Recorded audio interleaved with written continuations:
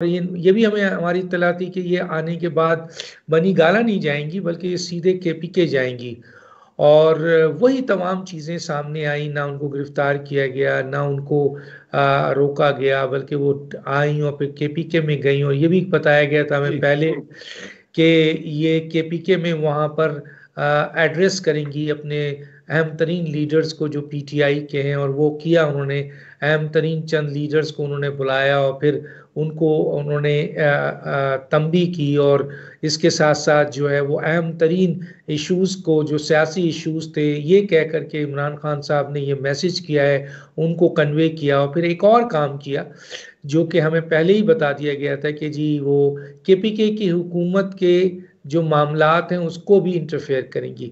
तो ये बात उनके आने से जब वो रिलीज हुई थी तो उसी रात हमें ये सब चीज़ें मिली थी। अब हमारा सवाल था कि आया ये जो हमारे पास इंफॉर्मेशन है ये सही है, ये अदालत ने इनको छोड़ा है, या वाकई ये कोई डील करके आई हैं?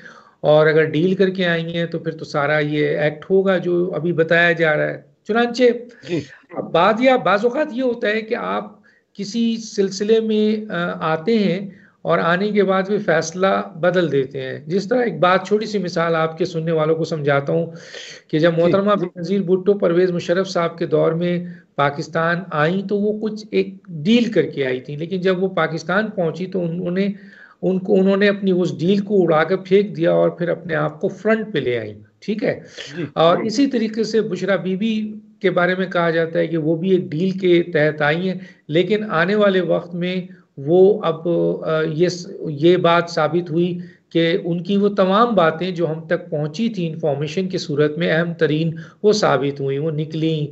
उनको गिरफ्तार नहीं किया गया, उन पर कोई फर्दर रोका नहीं गया, उनको केपीके जाने इजाज़त दी, केपीके में उन्होंने सियासी मीटिंग्स की। इसके अलावा केपीके की हुकूमत के मामलात में उन्होंने मीटिंग्स की, उसमें भी इंटरफेरेंस की।